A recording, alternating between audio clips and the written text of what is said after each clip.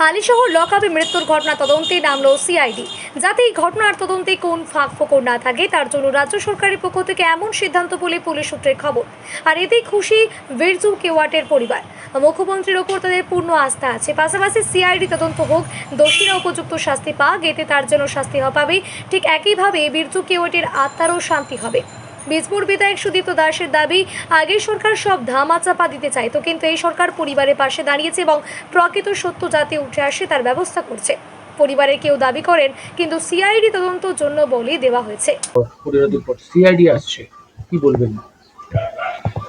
বলবো এটাই যে আমার বরের যারা এই ঘটনার সঙ্গে যুক্ত তাদের শাস্তি চাই, এটাই বলবো। এবং সিএম যখন আমাকে ভরসা দিয়েছেন, তিনি সিআইডির হাতে এই তদন্তের ভার দিয়েছেন, আমি আশাবাদী যে আমি বিচার পাবো এবং সেই দিন আমি খুশি হব যেদিনকে আমার হাজবেন্ডের এই পরিণতির জন্য যারা দায়ী তাদের শাস্তি আমি দিতে পারবো, সেদিনই আমি পুরোপুরিভাবে খুশি। মুখ্যমন্ত্রী এসে দুজনকে তো সাথে একজনকে শোকজ, একজনকে সাসপেন্ড করেছেন। সেই ব্যাপারে আপনি কতটা? দেখুন, সাসপেন্ড করার, ক্লোজ করার, একটা মানুষকে মেরে ফেলা, তিনটে জিনিস তো আর এক নয়।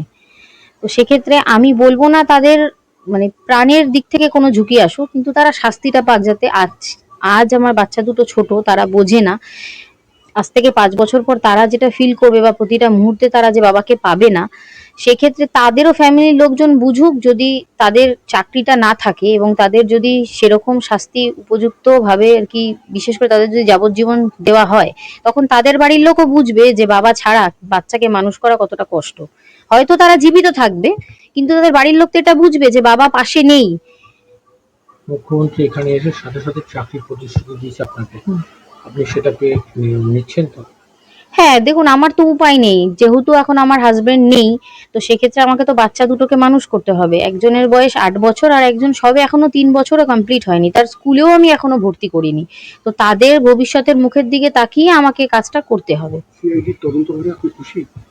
ওই বললাম না যে দাদা, আমি খুশি তখনই হব যখন তারা শাস্তি পাবে এবং ওপর থেকে আমার বরের আত্মা শান্তি পাবে এবং আমি বাচ্চাগুলোকে উত্তর দিতে পারবো। সেদিনই আমি খুশি হব এবং মন থেকে শান্তি পাবো।